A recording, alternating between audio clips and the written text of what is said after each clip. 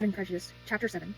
Mr. Bennet's property consisted almost entirely of an estate of £2,000 a year, which, unfortunately for his daughters, was entailed in default of heirs male on a distant relation, and their mother's fortune, though ample for her situation in life, could but ill supply the deficiency of his. Her father had been an attorney in Meryton, and had left her £4,000.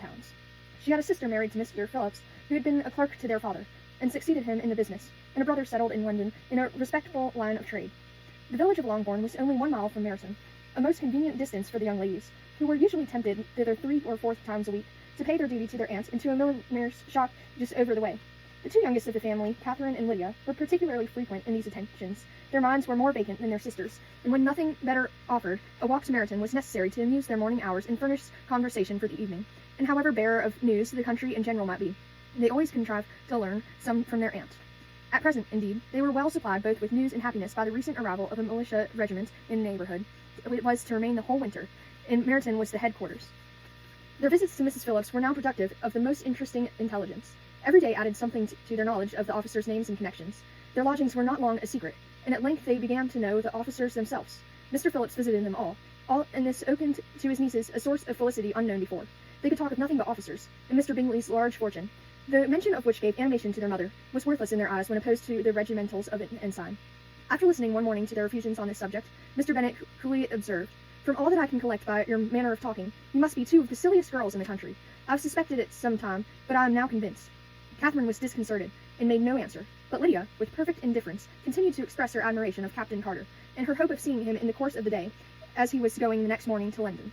"I'm astonished, my dear," said Mrs. Bennet, "that you should be so ready to think your own children silly. If I wish to think slightingly of anybody's children, it should not be of my own, however.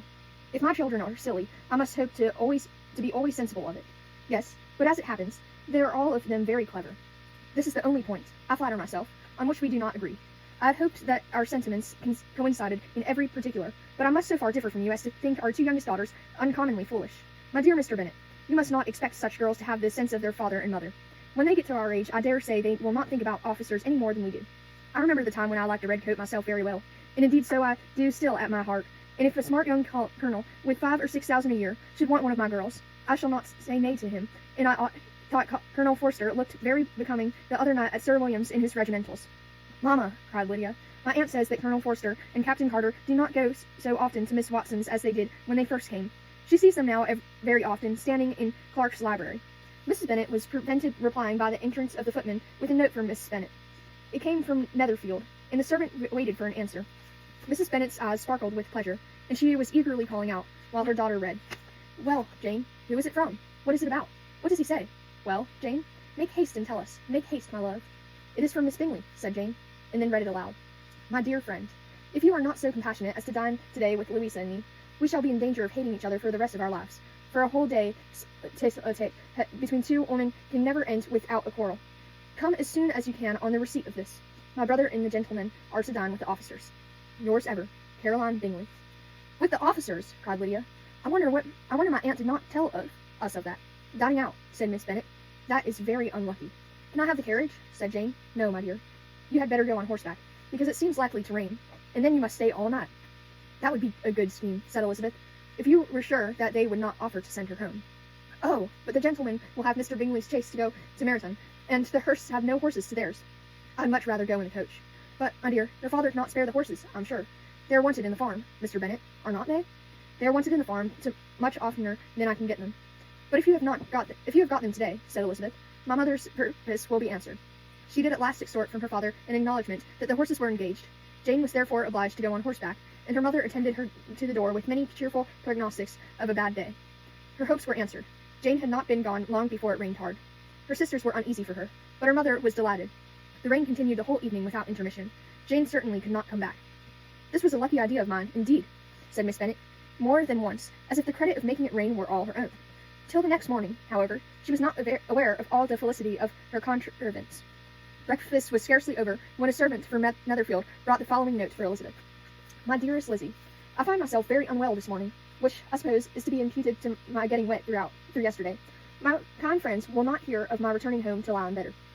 They insist also on my seeing Mr. Jones. Therefore do not be alarmed if you should hear of his having been to me, and excepting a sore throat and headache, there is not much the matter with me. Yours, in C. My dear, said Mr. Bennet. When Elizabeth had read the note aloud, if your daughter should have a dangerous fit of illness, if she should die, it would be a comfort to know that it was all in pursuit of Mr. Bingley, and under your orders. Oh, I'm not all afraid of her dying. People do not die of little trifling colds.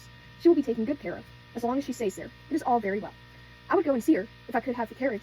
Elizabeth, feeling really anxious, was determined to go to her, though the carriage was not to be had, and as she was no horsewoman, walking was her only alternative. She declared her resolution. How can you be so silly, cried her mother, as to think of such a thing, in all this dirt? You will not be fit to be seen when you get there. I shall be very fit to see Jane, which is all I want.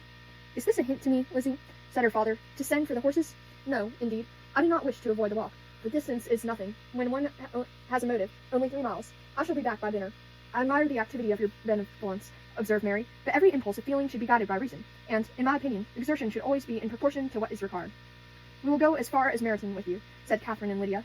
Elizabeth accepted their company, and the 3 young ladies set off together. If we make haste, said Lydia, as they walked along, perhaps we may see something of Captain Carter before he goes. In Meryton they parted. The 2 youngest repaired to the lodgings of one of the officers' wives, and Elizabeth continued her walk alone, crossing field after field at a quick pace, jumping over stiles and springing over puddles with impatient activity, and finding herself at last within view of the house, with weary ankles, dirty stockings, and a face glowing with the warmth of exercise. She was shown into the breakfast parlor, where all but Jane were assembled, and where her appearance created a great deal of surprise. That she should have walked 3 miles so early in the day, in such dirty weather, and by herself, was almost incredible to Mrs. Hurst and Miss Bingley, and Elizabeth was convinced that they held her in the contempt for it. She was received, however, very politely by them, and in their brother's manners there was something better than politeness. There was good humour and kindness. Mr. Darcy said very little, and Mr. Hurst nothing at all.